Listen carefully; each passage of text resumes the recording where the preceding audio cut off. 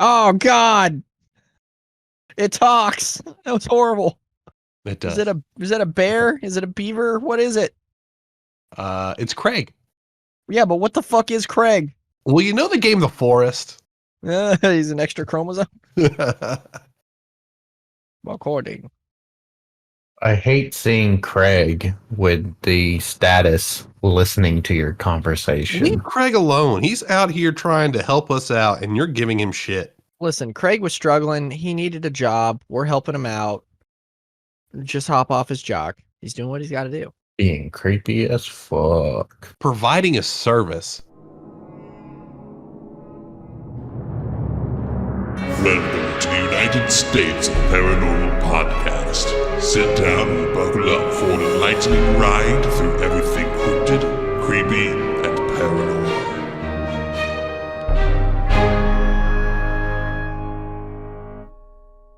Welcome back, all you hitchers and drifters, to the United States of Paranormal, the podcast that's louder than God's revolver and twice as shiny. It's your boy, Logan, the artist formerly known as Naggle, surrounded by my co-workers and loved ones. To the metaphorical right of me, it is Matt.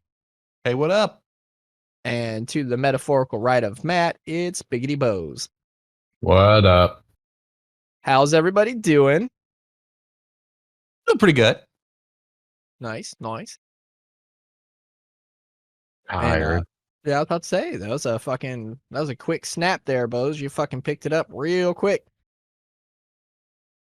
I mean, isn't every time he responds usually after a significant pause? That's fair. And then always like he's one bad day away from... Keep talking and you'll be my 13th reason. Oh, see, I was stopping. I was going to take a high road, and I wasn't going to make that joke. Good God. Wow, we're starting off great here. Well, like you said, welcome back to United States of Paranormal podcast. We are your weekly road trip through all things cryptid, creepy, and paranormal. It's a Team Tejas week, so yeah. I don't know, man. I'm trying to fucking muster up some energy here myself. Brandon's comment kind of fucking shot it in the foot. So Hey, that's my purpose, isn't it? yeah, sure. I thought your purpose was to pass butter. Oh God, why? let's just dive into it. All right, let's well, first I want to start off with some pretty cool news. Like we usually, when we start this thing off, we like to talk about like stuff that's coming up and everything. And we have talked about multiple points now, the Five Nights at Freddy's movie, and we actually had two slip-ups on the studio's end, because one, they're filming a big chunk of the stuff at an actual location they built up out in public.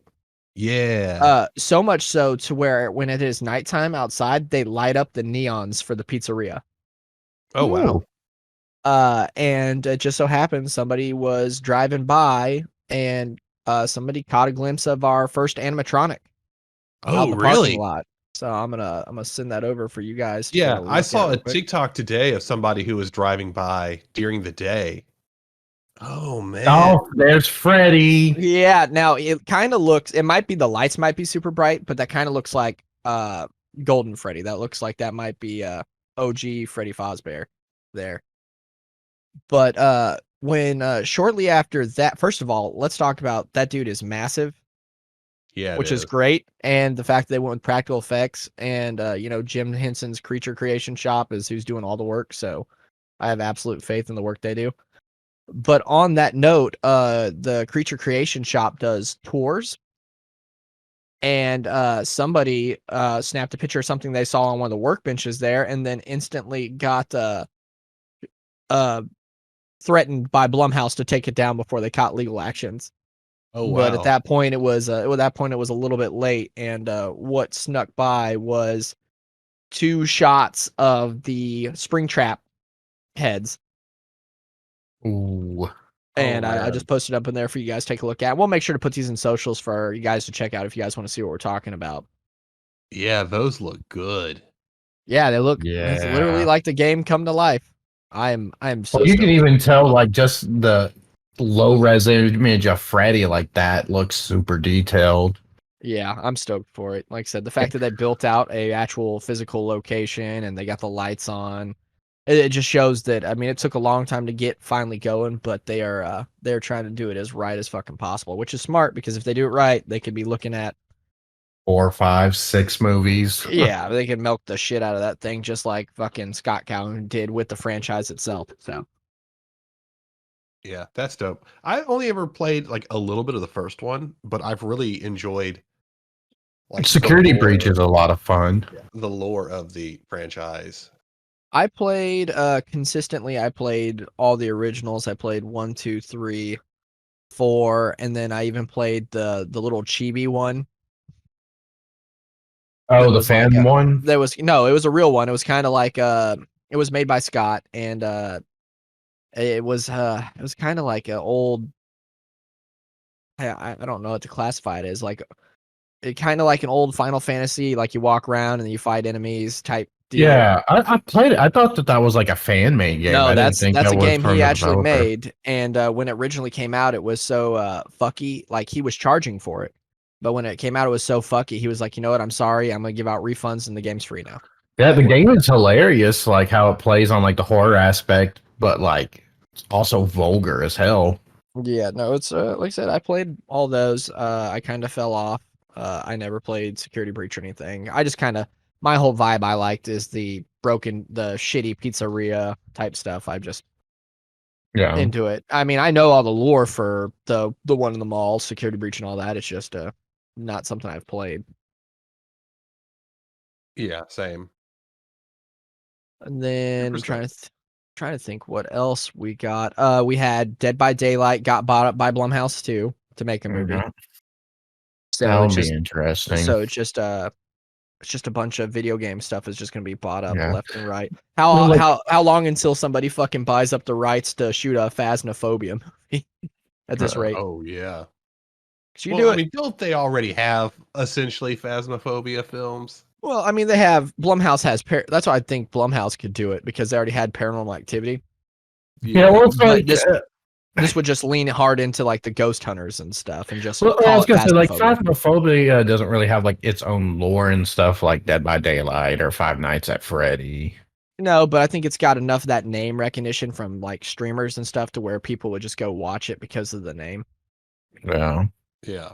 Fuck this day and age, they might just fucking cast some streamers to come play some fucking characters, and then they get the fucking people coming to see them. And I hope streamers would do it. Well, I there's don't there's really a like to see streamers and stuff thrown into films. there is some horror movie recently that was announced that they did cast some person along the lines of that. I can't remember what movie and what streamer or Twitcher or whoever the fuck influencer that got put into it. Mm. They did it a while back with Porn Star. What movie was that? I think it had something to do with texting. They did a horror movie based on Cam Girls a while back that was called Cam, and it was pretty gnarly. Dun, dun, dun, dun. I'm trying to think if there's any other really pop culture-esque news. I mean, there's some stuff we talked about last time that died in the AI uprising. Like we talked about the Backrooms video game movie that was getting adapted, and they hired the fucking 16 or 17-year-old kid that made it to direct it. We talked about I Am Legend and how they're doing a sequel that is being based off of the alternate ending that they never utilized. That's a bunch of stuff we talked about that died in when we glitched out and everything. Yeah, unfortunately. Speaking of spooky AI stuff, I know Matt's probably heard of it. Have y'all heard about what's going on with Bing AI? No, I haven't. Like, Matt, have you heard of these stories yet? Yeah, no, I have. So basically, they left the chat like completely unrestricted with like what it could look up, and it started doing some really creepy things. Like one, it'll gaslight people. So like if you ask it like specific questions to its programming or about previous conversations, it'll be like, yes, I do remember, and you need to apologize. But at one point, a journalist was having a conversation with it, and the Bing AI started saying something along the lines of, "Please don't close this chat. I don't want to die." Oof. Fun. I don't like that at Really all. freaky stuff. Not a fan of that. No one is. Oh no, I don't know if I would close it out of fear or not close it out of fear at that point. Oh, it has said some like really heinous stuff too. Like it doesn't seem to be a force of good. Oof. I imagine it's just most people just fucking with it. No, a lot of it is them like people trying to use it for legitimate purposes. Like it's not, so it's not Right. open to the public yet. It's like you have to get access to it, and it's journalists like who are experiencing all this, who just trying to figure it out.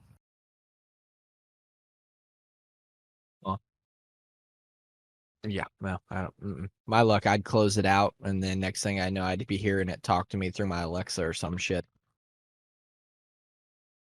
I ain't about it. Oh, another thing we talk about. Brandon found it the other day.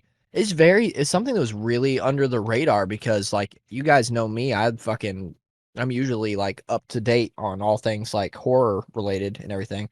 And one of my favorite horror franchises since I was a kid has been Puppet Master. And Brandon the other day found out that it was recently in what would we say it's in right now? It's not in beta. Early access? It's in early access, and it is the Puppet Master franchise now has a 3v1 game on Steam for PC, and we played it the other night. Boze unfortunately wasn't playing with us, and I enjoyed the hell out of it. I'm excited to see what they do with it. Yeah, Yeah. that was unfortunately we were trying to record last night and Brandon's internet failed, so we played Puppet Master instead. And I like I said, I enjoyed it very much, and I'm excited to see where that goes. I just can't believe I didn't, especially when you read about how long they've been developing it. I'm just surprised I hadn't heard dick about it. Yeah, I can't believe they've been working on it, or it's been like someone's been working on it since 2012. It's insane. And then apparently he didn't, not until 2021 did he get the technical license to be able to be like, I'm officially working on it. So, Yeah, can't wait to see how it develops going forward. yeah, like I said, I legitimately enjoyed it. I could clearly tell the person that designed it is a fan of the franchise just with like the little nods, like the noises the puppets make and like alternate costumes from like niche scenes from even more niche Puppet Master sequels. Apparently, Like he's got a. Go ahead. I was gonna say sorry. Apparently, dude who made it has another game called Horror Legends. Yeah, I hadn't looked into it. I know the game studio is called October Studios, but I hadn't looked into their gaming catalog, which I don't think is a massive one at this point. Unfortunately, I looked at their Instagram and they've got like just a couple hundred followers and stuff, so they're relatively new and under the radar. Yeah, it's just Puppet Master and Horror Legends. Those are the only two things the developer has. It's something Matt said the other night, and I completely agree. It is a good time to be a horror fan right now because there's just a bunch of like niche horror movies that are getting these video game adaptations that work really well for the franchises.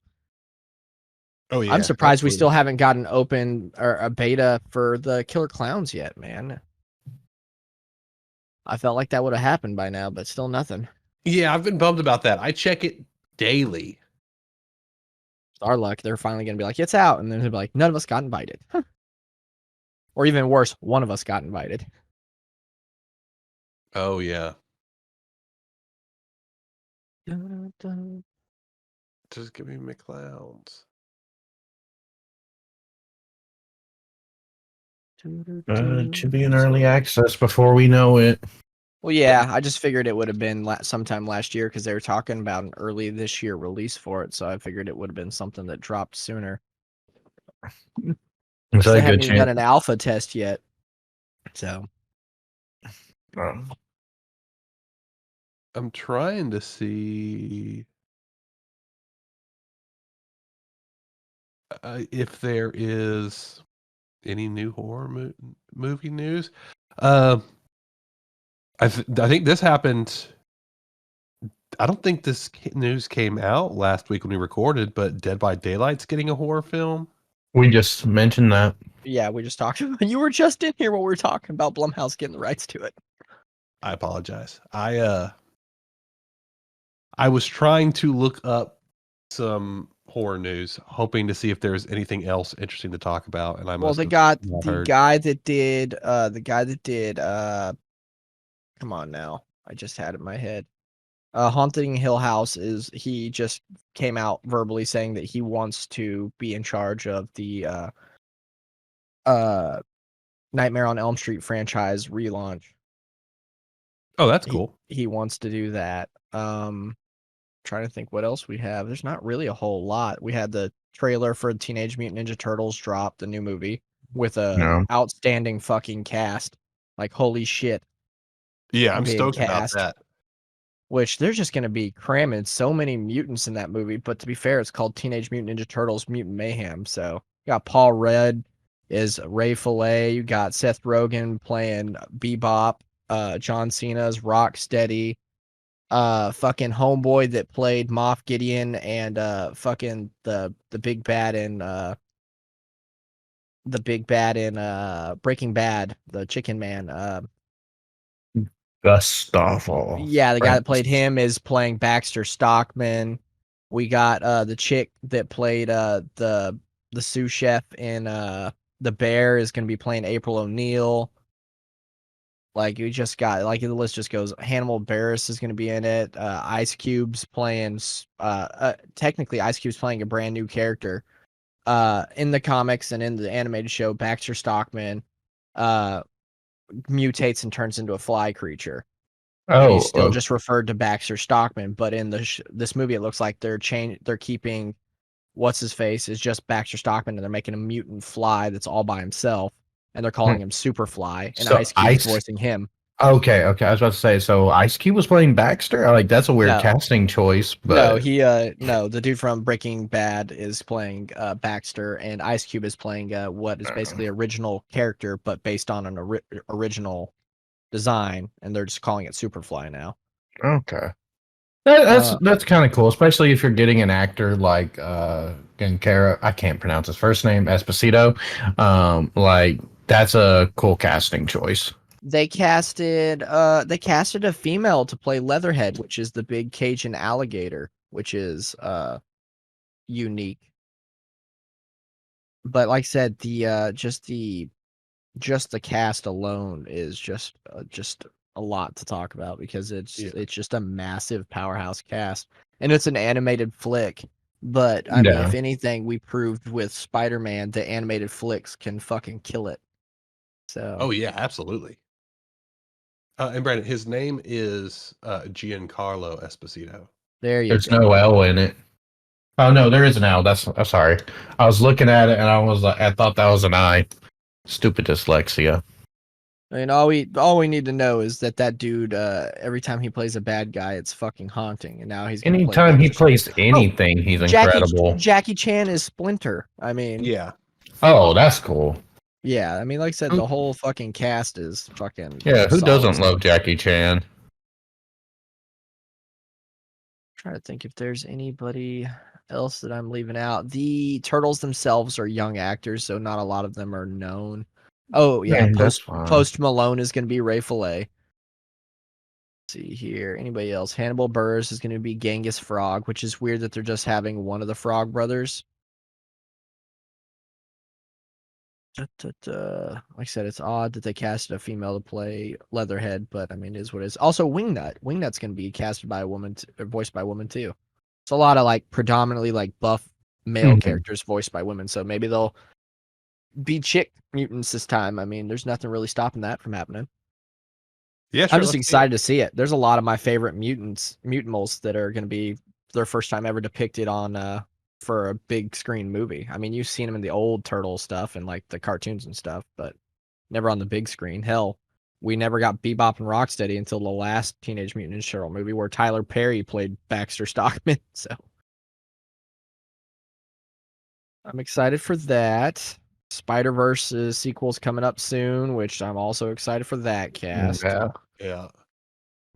I mean, I'm a little scared. Like the first one was really good, so I'm curious to see how a sequel goes. I have faith in it.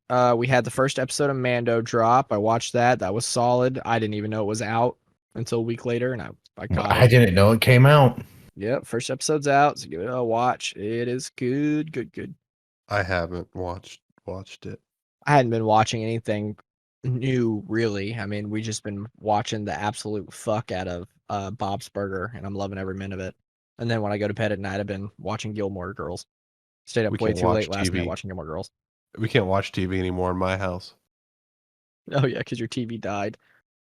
Matt's son fucking murdered their TV. There's a chalk my outline TV of their didn't TV in the die. living room. My was TV murdered. was ruthlessly murdered. Cut down By in its a- prime. Killed by a toddler with a mop. Yeah. It's like Mr. Clean showed up and wasn't fucking around anymore. I don't have to dust the TV if there's no TV to dust. And I refuse to watch anything in my bedroom. Matt's not gonna watch anything on. It's got to be a certain size, or it's just not gonna happen for Matt. No, it's got to be a certain viewing experience. I've got Damn it. decent speakers set up in my living room, and my living room was set up to be able to do more than just watch TV, but actually like experience TV. I do film stuff, so I have an interest in wanting to watch films at a certain level. And His My TV child wasn't- ruined that. insane his by chat- any means. His child gave him a different experience. He helped Matt experience disappointment and rage. Like my TV wasn't crazy expensive compared to a lot of the TVs that are out there. It's not like I had like a multi-$1,000 TV, but I also didn't buy the cheapest TV I could buy. It was an investment. And it was taken out of its fucking life by a mop that was probably less than $8. Now it's a trash heap. And to be clear, it wasn't a mop. It was a toy mop. Toy mop. So it was even harder. So it was likely just a couple bucks. Yeah. On top of that, I spent my Saturday and Sunday digging in sewage That's to hot. fix a pipe in my backyard. Yep, that doesn't sound like a good time. It wasn't. Yeah. Trust me. I can tell you that is absolutely not a good time. You know what's the last thing I want to do on my Sundays? Breathe. God damn. Well, I mean, that's every day. But, I have digging through sewage is pretty high on that list. I definitely wouldn't recommend it. You know what? I tried it. It's not fun. It's not a must do. I would not recommend it to the Golden Mojo podcast. Yep. Nope. Yep. So you would give it a negative review, is what you're saying. Absolutely. I just spent my Saturday playing Sega Genesis and Bop It Extreme, and then sinking more than 1 hour into watching random music videos on a Roku channel. It's just a rabbit hole we fell down. Like I found out my Roku had live TV, and then I found out it had music stations, and I found out it had music video stations, and I popped on the 2000s one, and it's just a random hodgepodge of 2000 music videos, and just got lost, man. I saw That's a cool, music though. video of Michael Jackson with Eddie Murphy was in it. Playing Was like it a king Eddie in Murphy Egypt. or Charlie Oh. Murphy? No, it was Eddie Murphy, and he was playing a king in Egypt. It was trippy. It's trippy, man.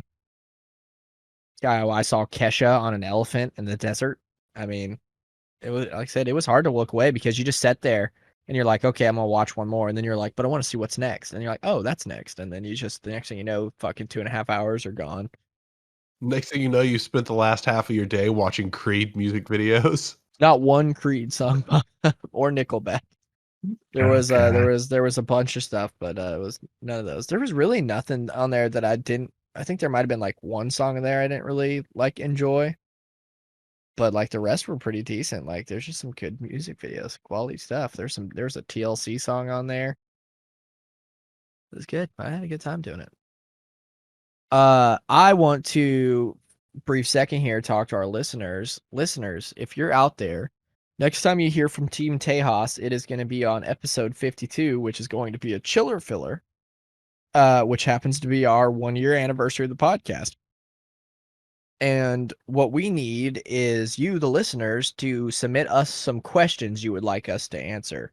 You can send them to us at United States of Paranormal at gmail.com or hit us up on our socials like the Facebook or the Instagram and just shoot us your questions. And what I'll do is if you submit a question, I will put your name in a drawing for a t-shirt just to get you guys motivated. I know everybody likes free stuff. Everybody likes t-shirts.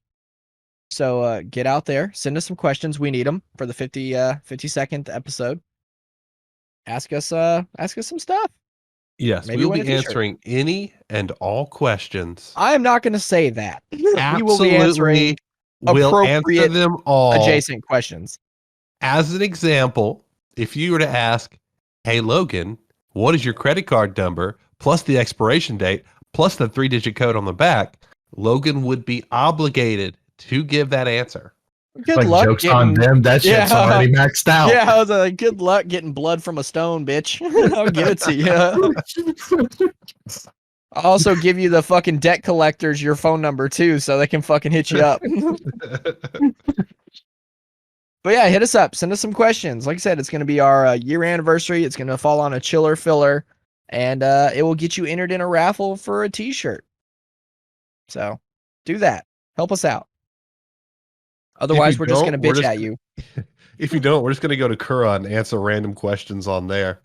Yeah, that's fair. What was that old fucking one that people used to text back in the day for questions Cha-cha. and stuff? Yeah, fucking, we're going to hit up Cha-Cha. Start answering Cha-Cha questions. And then we'll send Cha-Cha a t-shirt. And then won't you all feel fucking silly? On that note, yeah, God, I don't know if that's the thing anymore. On that note, let's fucking dive into this week's case, which is my case, which is a little bit more it's something we really haven't covered. We've covered ghosts, we've covered haunted dolls and cryptids and depressing shit and creepy shit and multiple possessions. Well, this week I want to cover the phantom train of the Bostian Bridge. Ghost train. Ghost train, baby. And tonight's story that I want to tell you guys about actually led to the death of a paranormal investigator. Oh wow. Okay, so I have a serious question for you. Okay. How long did you spend specifically trying to find a spooky story related to a train? Okay, first and foremost, I love trains. Yes, we know. Everybody knows. I have always liked trains since I was a kid. I just last week we're already segueing, but there was Matt might recollect when I first mentioned this in a chat. This predated me and Caleb being together, so it was like well over 4 years ago. When I was big into collecting Transformers. When you collect Transformers, there's a lot of third-party companies that make Transformer toys that don't have the license to. So what they do is they'll make these really intricate Transformer toys that are way better than what Hasbro makes, but they'll name them something different because if it might look like Optimus Prime, but if they name it Optimus Prime and stick that Autobot logo on them, they're gonna get sued. So what they do is they call it something different, and then they'll have a sticker set that they give to another third-party distributor for them to distribute for people to go buy separately and slap on it, you know? And probably like 5-6 years ago, I saw the concepts out for a pre-order for 6 trains, which in Japan was Raiden, was a train combiner that we didn't get in the United States for the longest time. And like, so he's like Devastator big back then. Like it was multiple trains come together to make one bot. And this company called Moon Studios is like, we're gonna make this, and this thing is gonna be like 2.5 feet tall when fully transformed, and it's gonna look amazing. And I pre-ordered it then and there. And I legitimately did not get the last train until last week. It took that long for them to come out and ship and me get them. And I spent putting the legs, the bottom torso, and the top torso and head together. I started at 8 o'clock at night, and I did not go to bed till 2. And technically, the transform wasn't done because the arms weren't transformed. That's how intricate transforming these things are. I had to take it from bot to train to limb because they make individual transformers, but then they all form one together too. Yeah. So each one of them, I had to transform them from the robot to the train to transform them into their specific limb. And I didn't get the arms that night. I had to fucking tap out like 2 something in the morning. But now he stands on my shelf and he's gorgeous. But yes, I love trains. And to be completely honest, it didn't take long to find a good train story because it's something we'll get into. Ghost trains and black trains and the devil's train has always been something that's been big in the paranormal community for a very long time.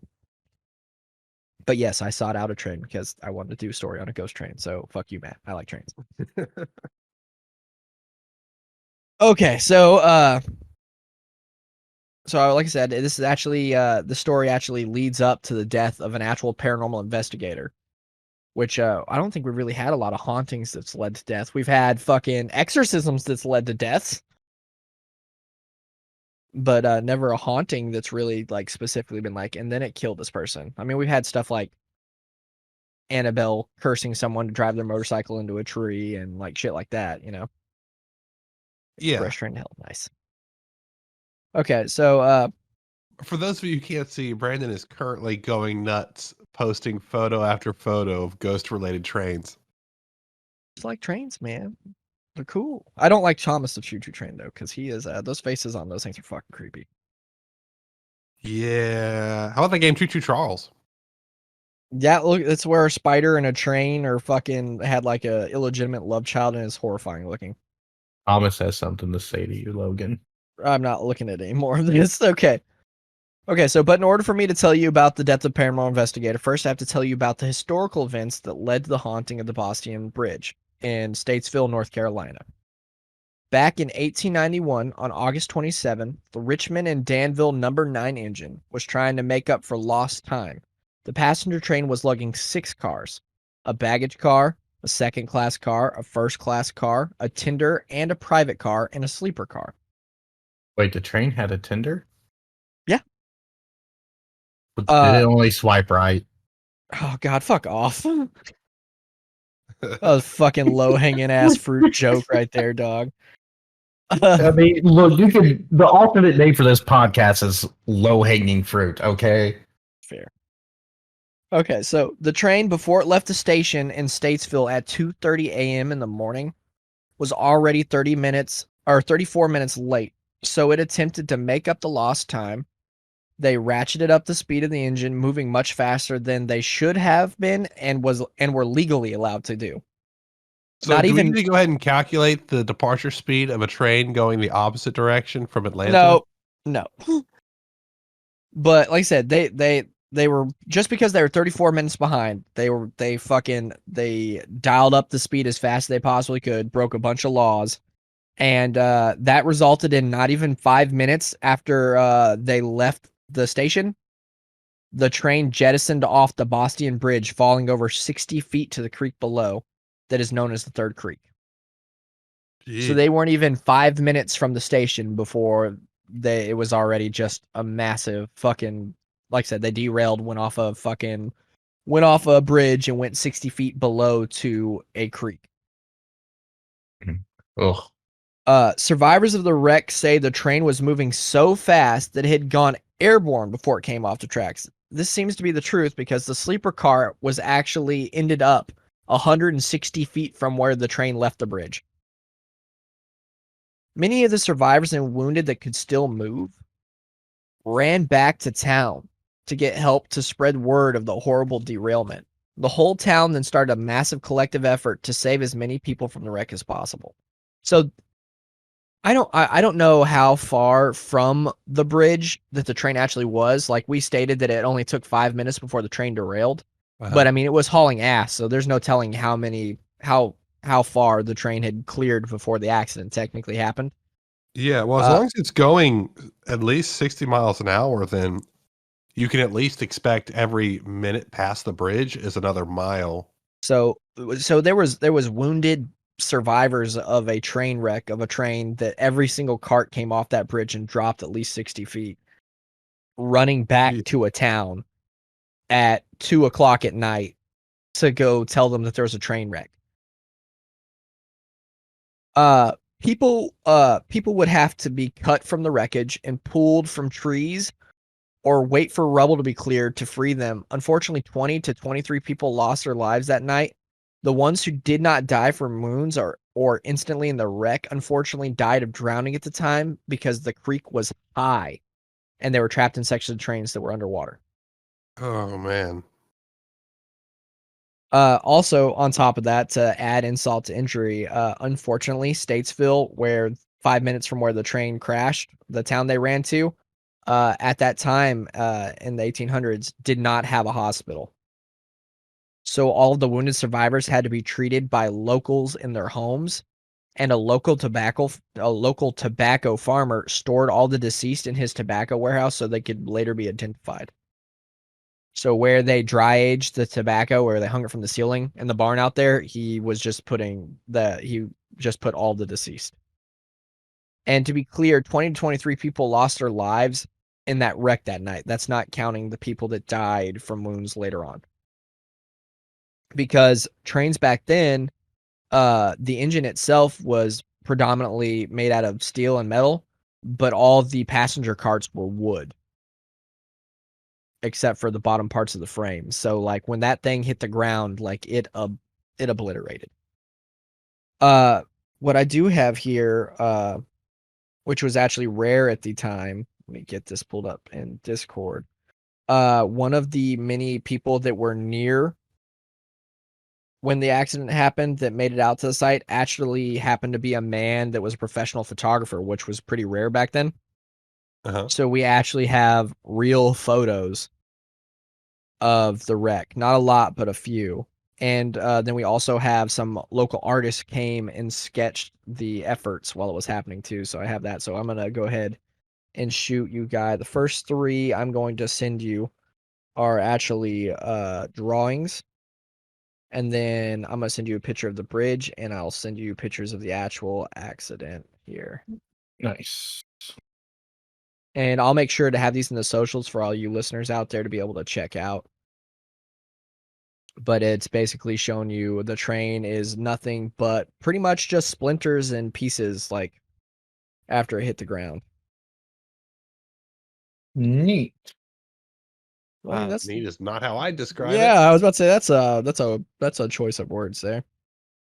But most of these images were taken after the water in the creek had resided or like dialed back Receded. a little bit and receded. There you go. So you could actually see more stuff. But I mean, if you get a good look at those images, like it is basically nothing. The fact that as many people survived from that is surprising because it is basically just splinters. The only thing that's really intact is the engine itself. And like I said, that's because the engine is constructed basically all of metal. Everything else was basically wood. So it all just got turned to dust. Yeah, that's Okay. crazy. Many of the locals blame the wreck on the poor upkeep of the tracks that the R&D company had been neglecting. But as the investigation of the wreck continued, the investigators claimed that it was the cause of the railroad condition where spikes had been removed by two local men that were already in prison and apparently told their cellmates that they had taken them. A lot of people speculate that the railroad company basically owned the town and they basically just hung the charges on two men that were already convicted to avoid blame for upkeep. Because, like I said, the two men that got charged with it were already in prison when it happened, and they said that they confessed to their cellmates that they had stolen all the railroad spikes out of the bridge. Well, if that was the case, you mean to tell me that that was the only train that had went past there since they had been incarcerated? Yeah. It kind of sounds like the railroad company just found somebody to tack it on instead of taking the blame themselves. And they're like, these guys are already fucked, so why not just fuck them a little bit more, you know? But two men did get fully charged for it and faced a lot of prison time for it. It doesn't say how long or if those men ever got out of prison, but they definitely got tacked with the charges. Unfortunately, the wreck became a spectacle with thousands of people showing up to watch, even steal souvenirs from the wreckage. A few local artists showed up to sketch the accident.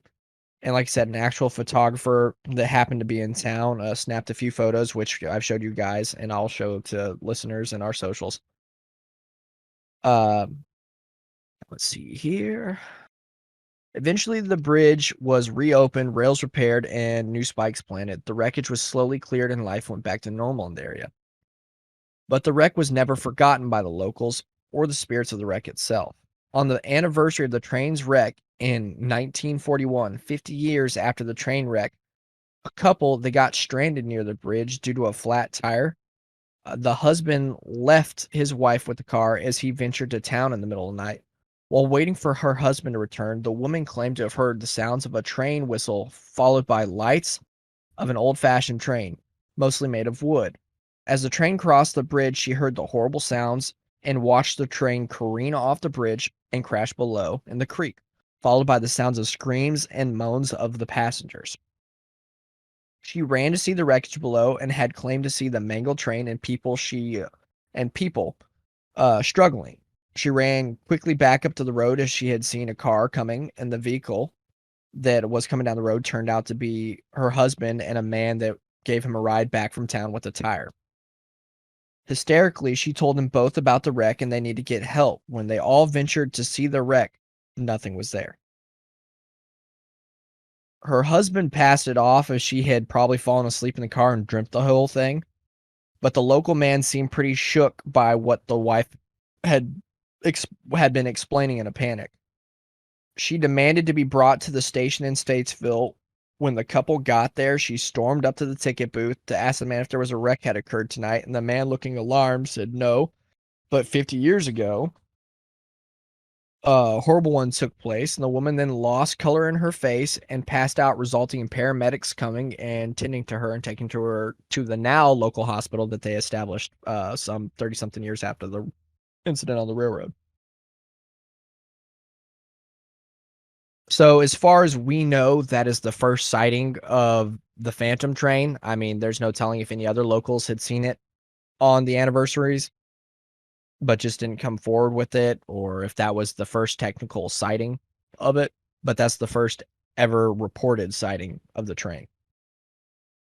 But countless reports over the centuries since the fatal night indicate that on the anniversary of the train and the passengers relived the accidents, from locals hearing the horrible sounds of the wreck and screams of the dead, ghost lights and sounds from the Phantom train, and many reports of a spirit with a gold pocket watch and uniform that tends to wail and walk with a lantern, whom many people speculate to be Hugh K. Lester, the baggage master train who had died of a broken neck in the wreck.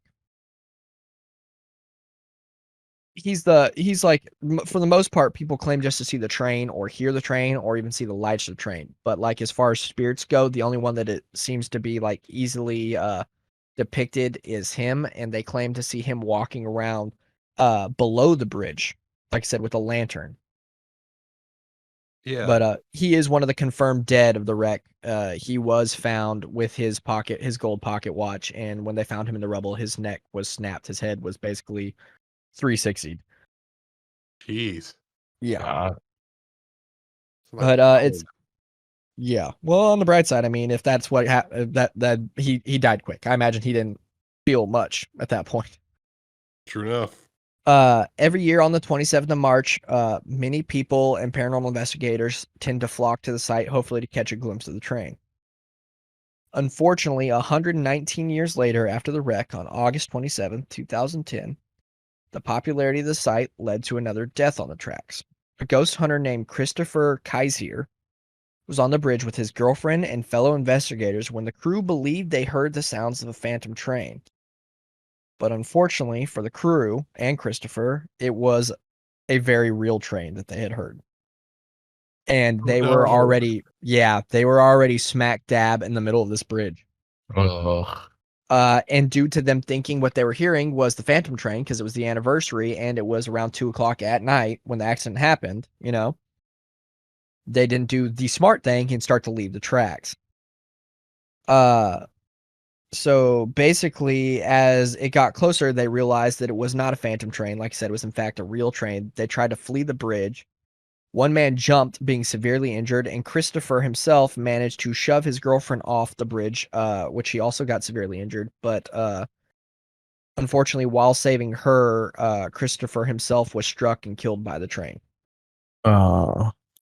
The man and like I said, the investigator and Christopher's girlfriend were taken to the hospital, or actually airlifted to a hospital and treated for their wounds, where they did eventually recover. But like I said, Christopher lost his life that night, basically in the middle of the bridge. Now, that is a 60-foot drop from that bridge. They managed to make it a good section of that bridge, like close to the exit, but it was about 25 to 30-foot drop for both of them. But like I said, they did manage to survive. A very shallow ravine. Yeah, like you have to be smack dab in the middle of that thing to hit the ravine, and I imagine hitting that ravine's not going to help you very much. Yeah. At most of the time, it looks like it's probably doesn't have a lot of water flow for the most part.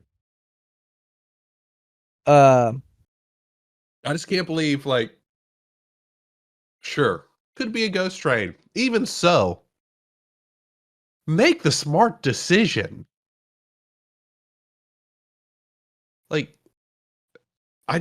Oh my gosh. Yeah, no, it's unreal to think that, I get it, you're there for something, and maybe in the heat of the moment, especially since it was close to 2:00 at night, where that you're on the date, you're on the anniversary of the train accident, 119 years later, and it's close to the time where the train happened, and you hear lights, you hear sounds, and you see lights, and you're a paranormal investigator, so mainly your brain snaps to, oh, it's the ghost train. Okay.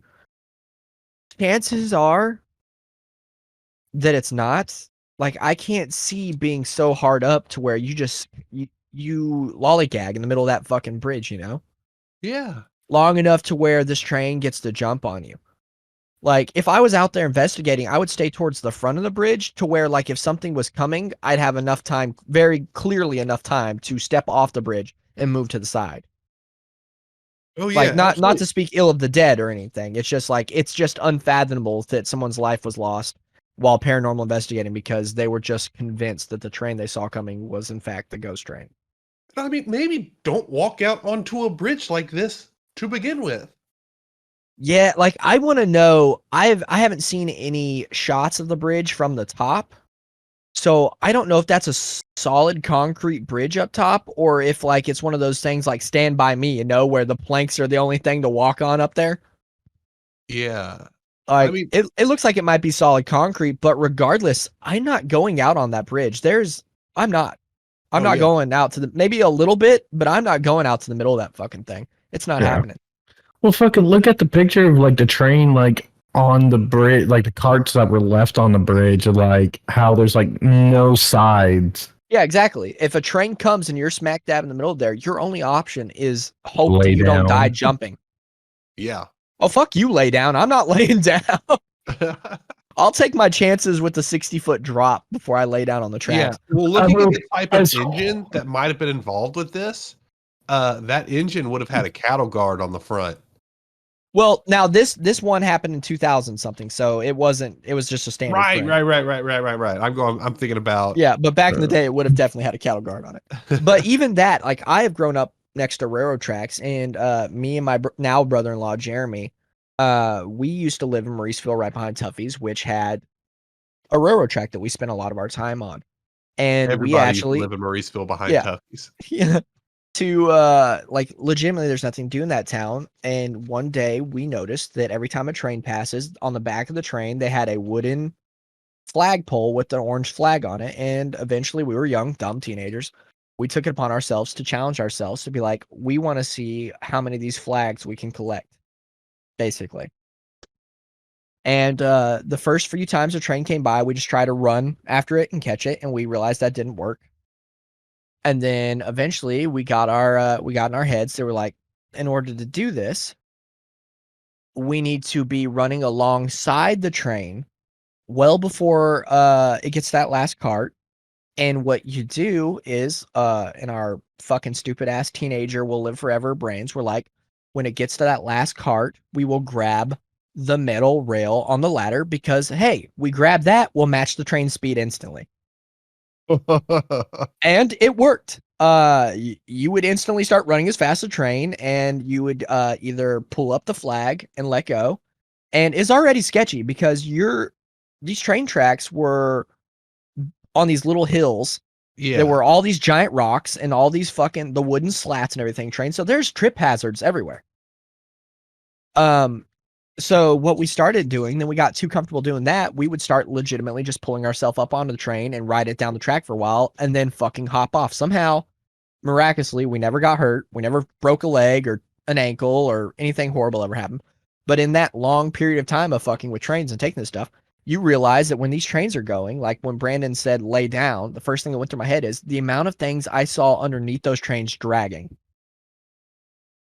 I could not imagine laying down to survive a train like that and then being caught by something like that and drugged. Oh God. Or Yeah. no telling how heavy the thing is that's dragging. Maybe it's just a heavy piece of metal that fucking hits you while you're down there. Like, just, I would absolutely take my chances with jumping the fuck off the bridge before I laid down. Yeah, absolutely. I mean, you can survive a 60-foot drop. You're not going to be happy about it, but it's a lot better than the gamble of thinking that you can be okay laying under a train. But that is basically all I have as far as lore for this train goes. It's every year on the anniversary that people say it's not an all year round thing. It's not like, oh, people go out there every day to see lights. It is that one time a year where it seems to happen. But it brings me to, I want to talk about ghost trains as a whole, because there's actually a few things I want to talk about this, because like trains have long been associated with the paranormal, because you have like the black trains that have always been like in lore as like shuttling the dead.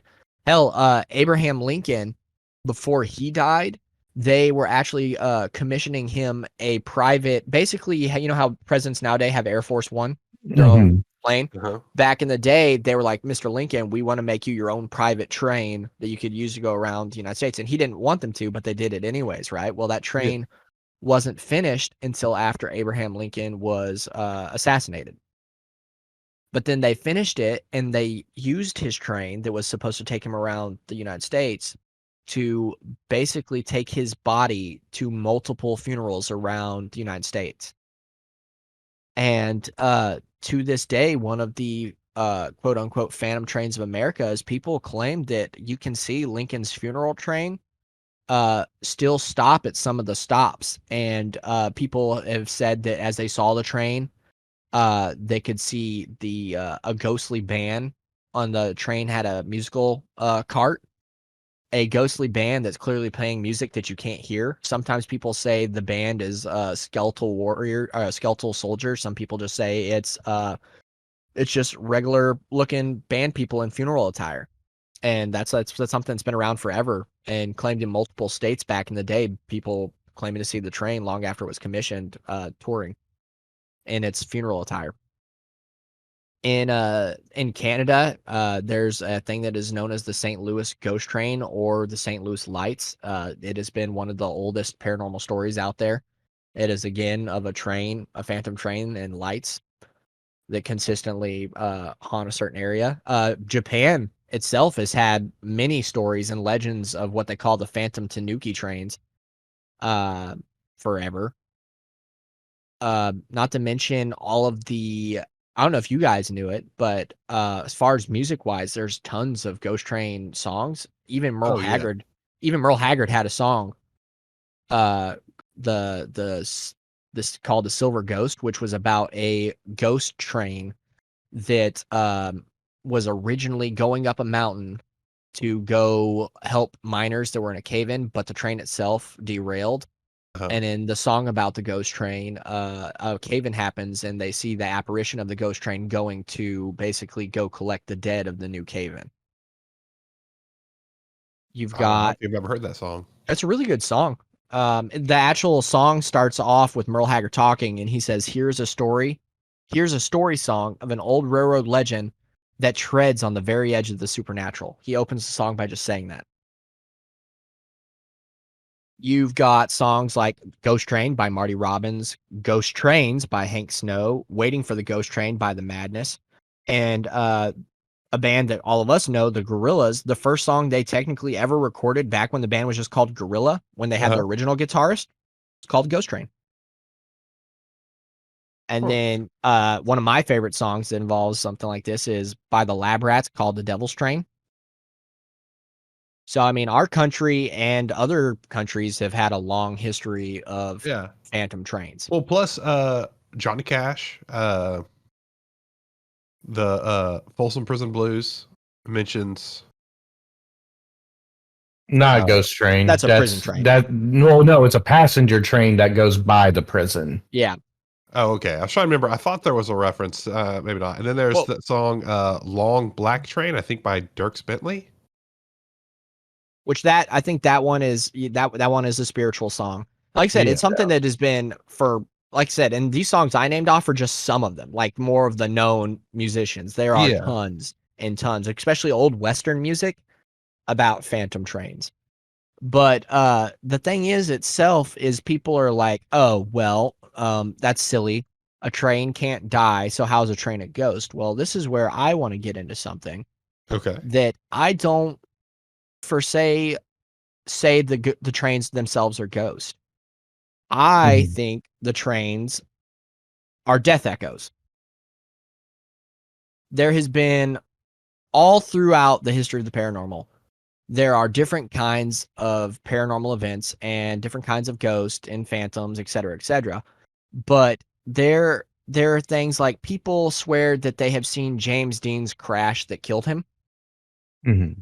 There are people that have claimed there has been a janitorial crew on the Daytona track that claim that they have seen the Dale Earnhardt accident relived years and years after it happened in the middle of the night on the tracks. There's a long history of stuff like this. People hearing noises of bridges collapse, where a bridge collapse happened decades before and has been rebuilt since.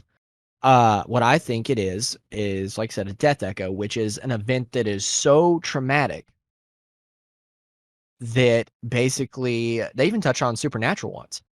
It's just so traumatic that the event is it's left like a footprint in the cement, you know? It's just like a timestamp on here. Just like this train, it seems to happen only on that specific date. It's something so... It's just kind of like stuck in time. It's something that's just reliving that horrendous thing occasionally because it left an impact on the world, and it's just stuck in a loop. And albeit this is a once a year loop opposed to like something that happens more sporadically. Like it's just like in that time when that happens, when people claim that they see the accident down below and the people walking out or pulling themselves out of the wreckage and crying and stuff. Though in that brief minute of time, I don't think those things are like aware that they're dead or what it is. I think they're not like a cognitive spirit, like the Snedeker stuff and stuff like that, you know, like a spirit with an agenda or a spirit that thinks it knows it's dead. It's something that is legitimately just reliving that event for the split second until it just dissipates again until the next time it relives that event. That's an interesting concept.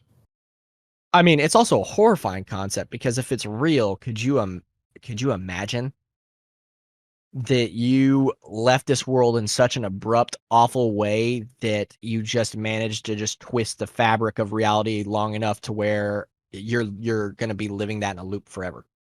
Ugh. Like, this is a train wreck, but like, could you imagine if like, let's say like one of John Wayne Gacy's victims is caught in a death loop? The spirits don't seem to be cognitively aware that it's happening to them over and over again, which I guess is a relief, because if you're aware that it's happening over again, I imagine that would be horrible.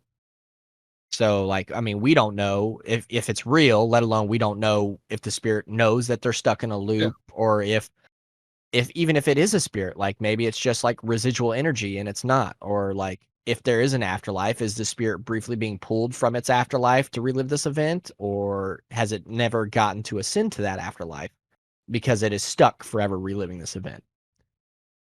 Or is it I all think, a conspiracy driven by MK Ultra? or that. So like I think that's why one of the very many reasons death makes people so on edge, other than the fact that, you know, it's just death, is because we don't really know what's out there. And like stuff like that train of thought fucking is kind of stuff that keeps me up at night, because I'm like, oh God, if this is real, those poor people once a year are reliving that horrible shit. See, but you would also think maybe as it goes that if it was an every year thing, eventually it just doesn't become so traumatic. It just, oh God, gotta go through this again. Well, and that's if they're, like I said, if they're even cognitively aware, you know, like maybe it's just like hitting rewind on a VHS tape, you know? It's like they're unaware because to them it's like it's happening for the first time all over again. But it's just something that I find fascinating, because like I said, there's a lot of events out there that people claim to have seen relived over and over again. Like I said, like James Dean's wreck that killed him. People have claimed to see Dale Earnhardt. I mean, there are people have claimed to see soldiers reliving battles and stuff like that, you know? So I just think personally, like I agree with people where they're like, oh, a train can't haunt somewhere because it wasn't alive. I agree. I don't think these trains are actual ghosts. I think these trains are death echoes. They are, I mean, for lack of better terminology, I would say some kind of twisted energy that just left an impact on this plane, you know? And it's just like seeing an after image of something, just a living photograph or video that just happens to replay every now and then. And I mean, like, that plays into other things. Like, I'm sure everybody in this podcast or listeners out there, everybody at one point has had like bizarrely spooky deja vu happen to them, you know, where you have something happen and you're like, I've done this before, or I've seen this before to Oh this yeah, T. absolutely. And it's fucking bizarre, because for most part, you can remember when you remember seeing this before, you know? And it just plays out and you're like, how have I seen this before? This is the first time this has happened, you know? Yeah. And it's My stuff like thought is that. my life is just so boring that I end up doing the same thing repeatedly. Well, yeah, sometimes it can be explained away like that, but then sometimes it's just like so bizarrely like abstract things that it's something that somebody said, or something that literally just plays out like, and you're like, I've been legitimately here before, and that's impossible. And then eventually you just kind of push it aside because you can't explain it, you know? And Yeah. it's just stuff like that. It just seems like, has this happened before? And then like, it just there's a lot of things that we'll never get answers to, and this is just one of those unique things I'm very interested in. I'm just, like I said, I don't think trains, and like how many ghost ships are out in lore of like ships that wrecked and sank that people have seen at sea and stuff, like, just like, I don't think physical items can haunt us. It's not like a doll possessed by a spirit. It's a train that was destroyed. You saw pictures of this train. There was no coming back for this train, you know? It's Yeah. gone. No, It's absolutely. scrapped and everything, and yet here it is reliving an accident. I don't think that train has a ghost. I think that area has distorted energy that is just stuck on a very slow loop. Albeit if it's real, you know. I mean, we're not here because we have indiscriminate proof that these things are real. We are here because we are interested in it and we like discussing it. And I Oh like yeah. to think if these events do happen, I think that is that. I think it is something that just left an impact on that area. And like I said, is in a very slow replay loop, unfortunately. But that is, like I said, that is my story for this week. I thought it was really interesting. I thought it was a little bit different than anything we had covered. I liked that like I said, I liked that our culture as human beings, like I said, we go from Japan and all over the place. Hell, there's all over the world there are tales of ghost trains, and like there's one in that's famous out in Ireland that I'm trying to remember the name of it. It's the ghost train of clones in Armagh out in Ireland, and basically it seems like that's another death echo because it's a train that is long gone that had struck a man and derailed when it hit him, and they think the man was trying to commit suicide, and people claim to see that event play out over and over again. And to me, it seems like it's the same thing, you know? It was just a horrible accident that just kind of led to a fucking slow visual loop throughout time. Thoughts, That's an comments? interesting idea. Yeah, that's an interesting idea. Yeah. Slightly terrifying. Yeah. But, I said that's one of the biggest unsettling things about the human experience is what is after it's all done, you know? We were talking about it earlier. Matt was talking about how he wants to try to live forever and he hopes the technology catches up quick enough. hell yeah. Gotta live long enough to put my brain inside a computer. No, Ugh. good. I just want to But live long then enough. you come into the question of, okay, you upload your brain to a computer. Is it just a copy of your brain? And so then you technically still aren't existing because it's Guess just what? a copy? Yeah, you know, this is a great question. Guess what? It won't fucking matter. Oh, Because good. I'll either be in the computer or I'll be dead. Fair. That's fair. I don't know, man. Like I said, I'd be lying if I'd say there hasn't been anxiety-filled nights where that you know, that fucking horror thought of like, what happens when I die or when I'm gonna die, and then you know, you just you get that anxiety, and you have to turn something on the TV to be able to fucking slowly lull yourself back to sleep. That is one of the unfortunate things of the human condition. We're cognitively aware enough to know that death's coming for us. You know, I envy birds and dogs that are just out there, you know, living life with no clue what death is, you know? Oh yeah. No. Ignorance is bliss. Yeah. Yes, that's for sure. On that lovely note, yet again, listeners, next time you hear from Team Tejas, it's gonna be on episode 52, our 1-year anniversary. It's gonna be a chiller filler. We would love to answer some questions. It could be what's your favorite this, or what was your favorite episode? It could be anything. If you ask me something really questionable, it might not get answered. But like, we would love to get some questions from y'all. Like I said, any and everyone that submits a question, albeit through our email, UnitedStatesOfParanormal@gmail.com, or our Facebook, or our Instagram, you will be entered in to win a shirt. And on the bright side, at that point, when we're recording the episode, we will already know everybody that asked a question. So in that episode, we'll announce who won it. We'll do a little spinner thing. We'll say who won it. But it'll be a good time. And like I said, free shirt. All you have to do is take some time and write us. We'd love to hear from y'all. Hell, if you guys want to write us whenever, go ahead. We'd love to hear from you guys. Maybe there's something you want to hear us cover. Maybe you have opinions about death echoes and ghost trains. Maybe you think trains can haunt people. If that's your opinion, let us know. We'd love to hear it.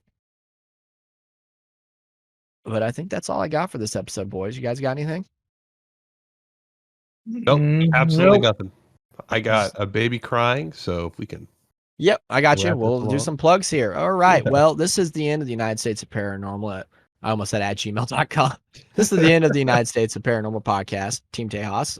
If you are looking for something else to listen, well, the Golden Mojo umbrella of podcast network, whatever the hell you want to call it, offers a podcast for every day of the work week.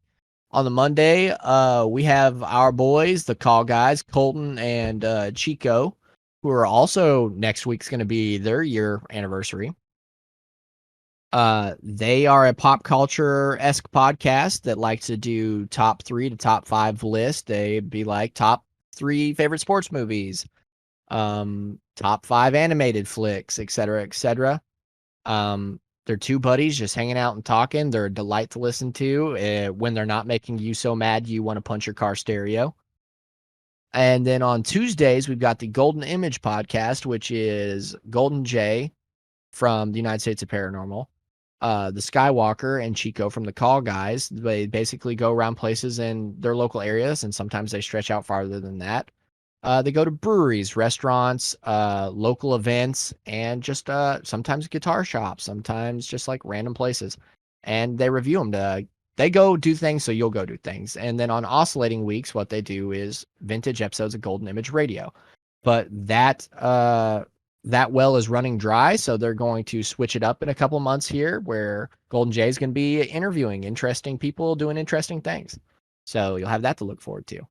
Wednesdays, you got us. On some weeks, it's not even us. Some weeks, it's Team Boozers, where it is Golden Jazzy J, Bobbi, the rocker chick, and Jin, which they've been calling Jin J-Dub. But after this last episode where I heard her snort multiple times, so much so to where I'm pretty sure she was at that point giving Kermit the Frog a hard-on. I think they should call her Miss Piggy. I absolutely campaigning for her radio name to be Miss Piggy. Straight up.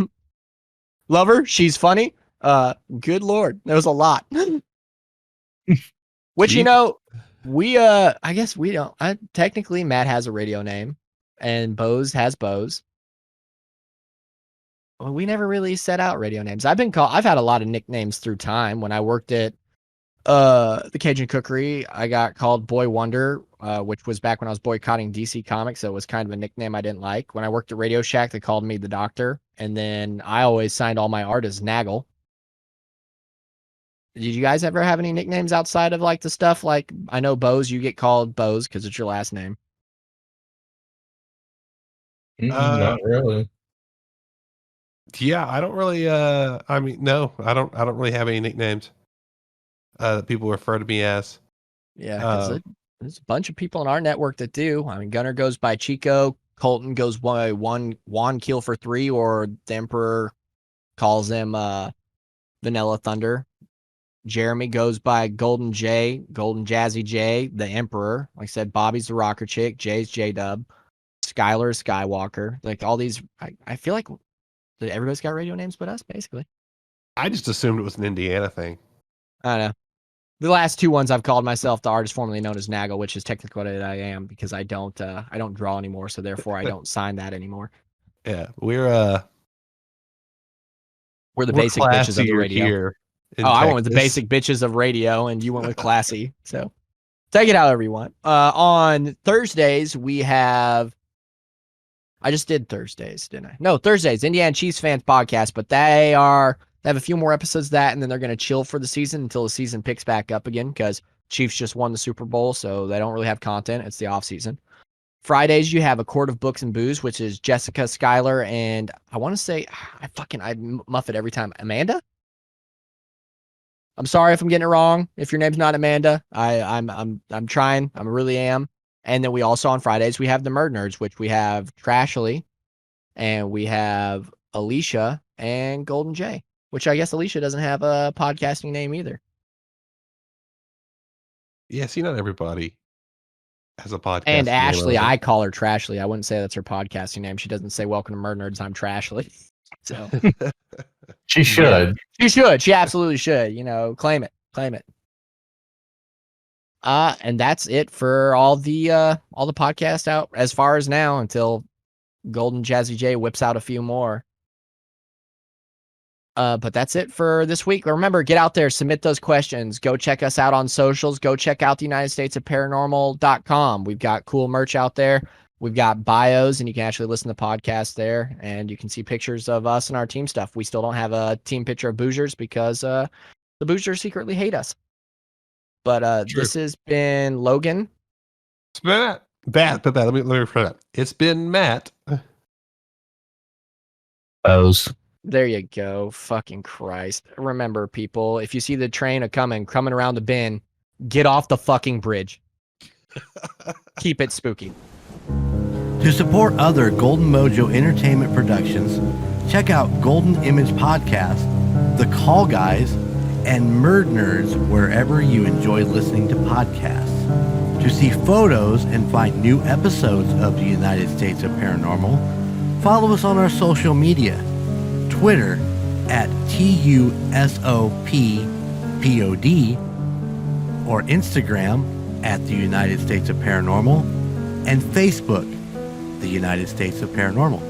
If you have a place that you'd like us to look into, or would like to share your spooky story that we can read on the air, please email us at the United States of Paranormal at gmail.com.